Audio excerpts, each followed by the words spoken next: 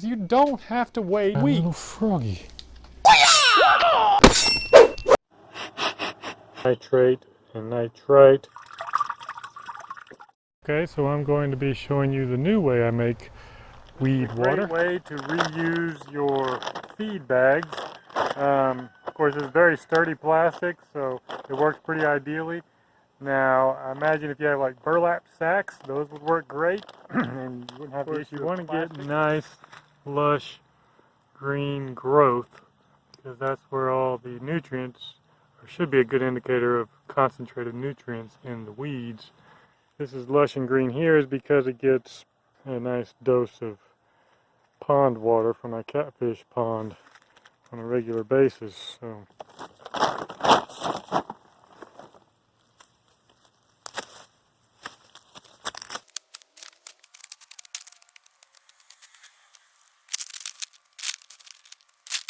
it takes a surprisingly large amount of weeds to fill this bag. Enough. So let's start cramming. Well, this ought to make things easier. A handy dandy scythe.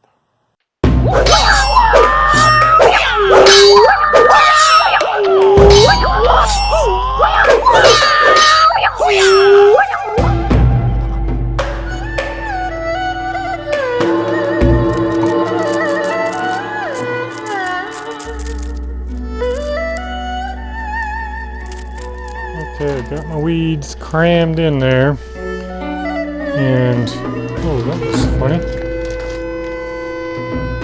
Just got a little froggy.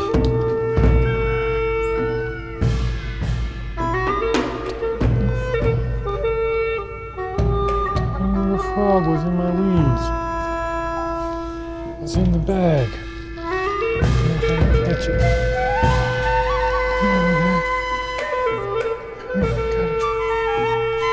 Off this hot pavement, he's probably in some serious pain now. Maybe he will survive.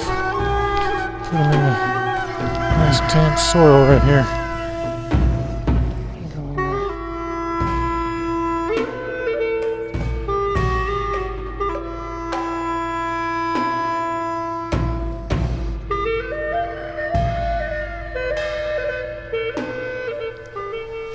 It's good to cram it in there as much as possible, so that you can get a good amount of fertility per bag. At least that's the idea.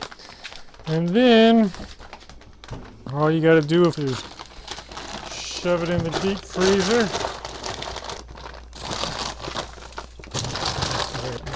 Gonna have to crush it down some. There we go. Now it'll freeze. You know that water expands when it freezes. So here's my logic as to why this works. When the water inside the plant cells expands, the cells burst.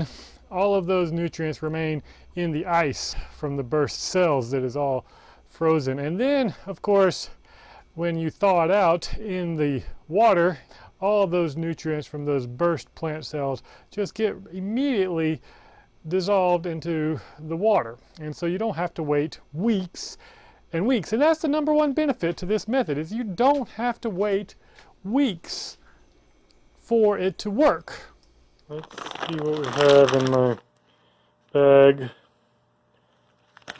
Actually, I think that these are not exactly weeds. These are trimmings from my basil. It's starting to get overgrown, so I wanted to cut it all back, and I didn't make use of it in time, so now I got this. Okay, so when you have your bag of weeds, frozen weeds, all you need to do next is stick a bunch of holes in it, so you have a nice tea bag, like so.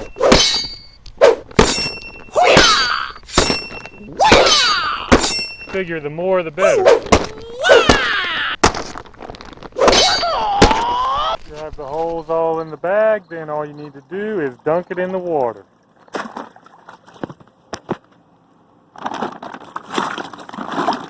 It'll fill up with water slowly and melt those frozen weeds. Wait till tomorrow to test it and see what the nitrate and nitrite level. This is the water test strips that I've gotten off of Amazon.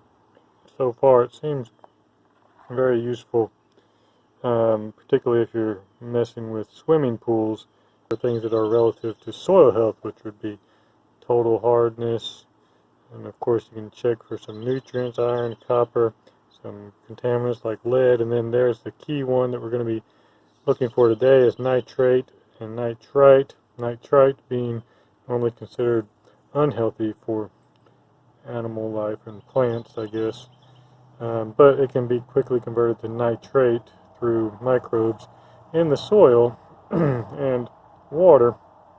And then of course down here, total alkalinity, carbonate, and pH are interesting for, of course, soil tests. If you wanted to do those, I would just mix it half and half by volume with water and soil and filter it and then test the water.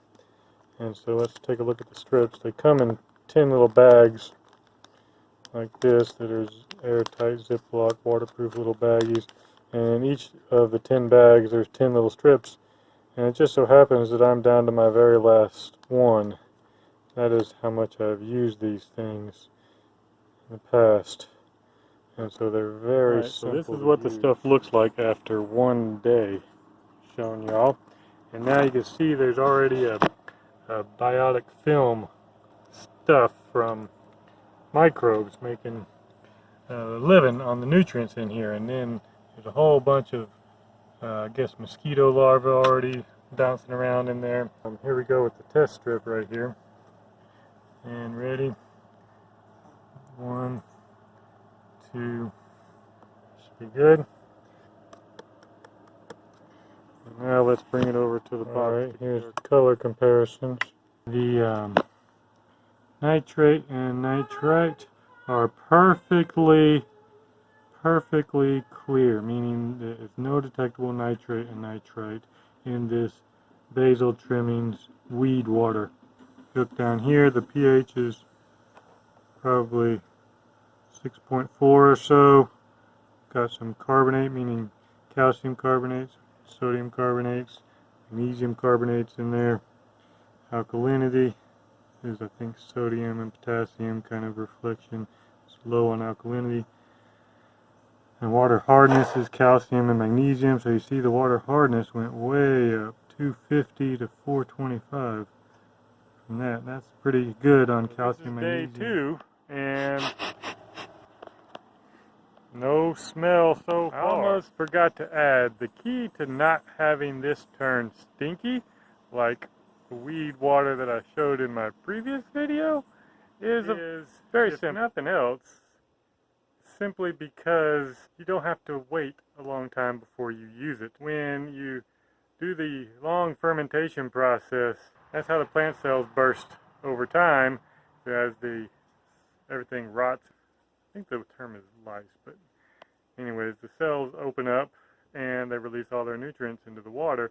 But in this freezing process, a very short, fast freeze like this, you don't have to do that. You can use it the next day after it's been frozen, and you thaw it out, and you get all the nutrients right there. So that's the reason that it doesn't need to stink. You can see no need for filtering through a cheesecloth or anything like that. You just dip it in and fill it up. Okay, so once you have finished brewing the tea like this, you can take the bag out and just let it drain, and then of course dump the used weeds wherever you want to dump them.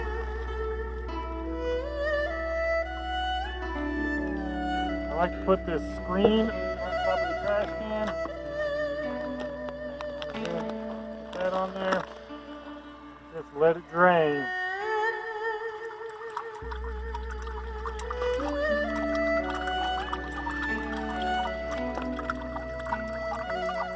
You see no detectable nitrates and nitrites. I have a little bit of a theory on why. I know that I've done weeds in the tea bag system like this before, but they were like a lot more lush than the ones that I got.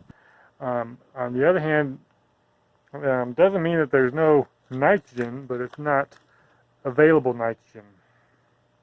And of course, if you look into fertilizers much, you always see reading that says available nitrogen versus slow release nitrogen, or water soluble nitrogen is immediately available and the slow release is not immediately available. So whenever the nitrogen, the nitrates and nitrites get used by the microbes, they convert them into higher order molecules, bigger molecules that are more complex, that no longer register as nitrates or nitrites whenever you do simple chemical tests like that. But those complex molecules that contain that nitrogen are still in the water. And so when you put them on the soil and they start getting consumed by the soil life, well, then that nitrogen still gets cycled through the soil life and could be made available as a slow release to the plants. I'm pretty fascinated by soil science on the one hand. On the other hand, I don't believe that you need any soil science to have a good garden.